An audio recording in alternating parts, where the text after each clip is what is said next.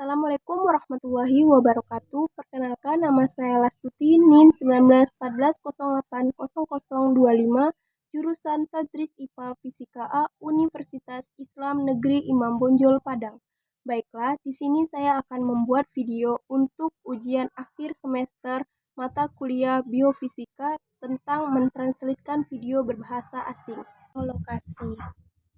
Anda pernah mendengar seseorang mengatakan buta seperti kelelawar.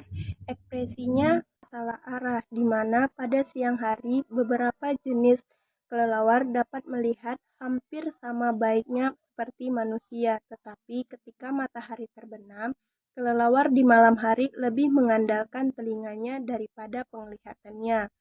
Mata untuk menavigasi. Proses navigasi khusus ini disebut ekolokasi.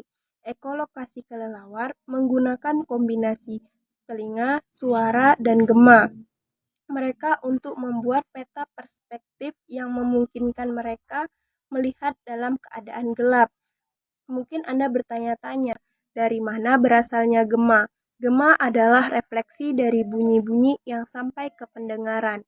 Bunyi adalah getaran yang beriak menjauh dari sumbernya dalam bentuk gelombang yang kecepatannya terjadinya getaran yang disebut dengan frekuensi.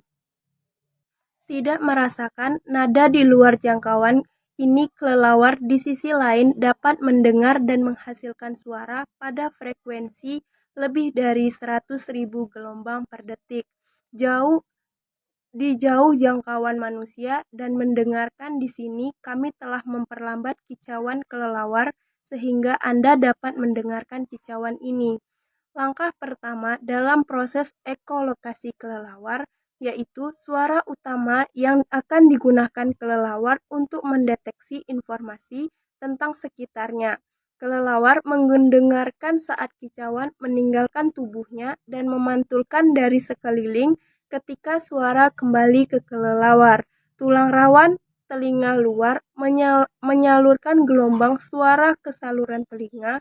Gelombang kemudian mencapai gendang telinga yang bergetar seperti respon. Getaran ini ditransfer lebih jauh ke telinga ke membran basilar yang menjalankan panjangnya koklea. Jika Anda membuka koklea dan membran basilar, mereka akan terlihat seperti ini. Setiap area membran bergerak sebagai respon terhadap frekuensi tertentu, kemudian koklea mengubah getaran ini menjadi impuls saraf bagi otak yang berfungsi untuk menafsirkan ekolokasi kelelawar sehingga cepat dalam meracak makan malam. Yang bergerak dalam kegelapan total, otot-otot khusus di tenggorokannya memungkinkan untuk kelelawar berkicau 160 hingga 190 kali per detik.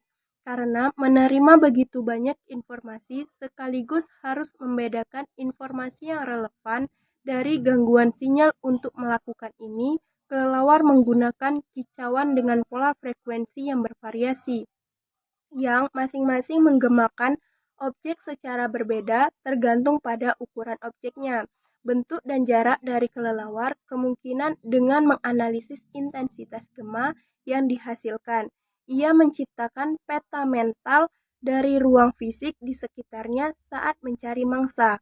Kelelawar pertama-tama mengirimkan kicauan frekuensi rendah melalui berbagai objek yang lebih besar akan mencerminkan gema yang lebih intens, tetapi seringkali objek yang lebih kecil yang dimaksud yaitu serangga yang menjadi sasaran kelelawar. Begitu kelelawar menerima gema intensitas rendah dari mangsa kecil yang potensial, ia akan mengirimkan kicauan frekuensi tinggi yang diarahkan ke arahnya. Ketika gema frekuensi tinggi dan rendah kembali ke kelelawar, ia mampu mengabaikan frekuensi rendah yang sekarang tidak relevan. Gelombang yang dipantulkan dari perpohonan atau bebatuan yang mengelilingi makanannya untuk mengukur seberapa jauh jarak suatu benda terhadapnya. Waktu tunda antara saat ia mendengar kicauannya dan merasakan gema yang dihasilkannya.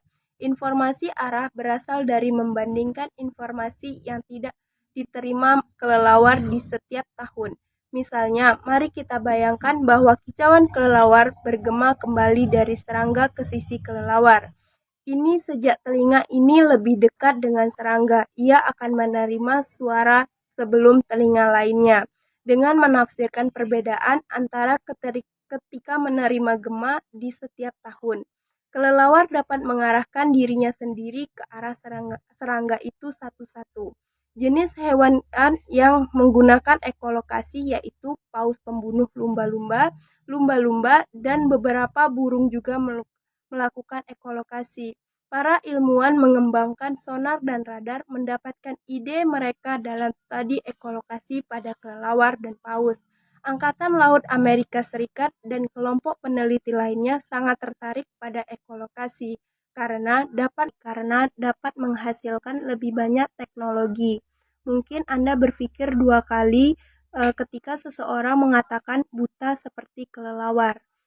Cukup sekian penjelasan dari saya. Saya akhiri. Assalamualaikum warahmatullahi wabarakatuh.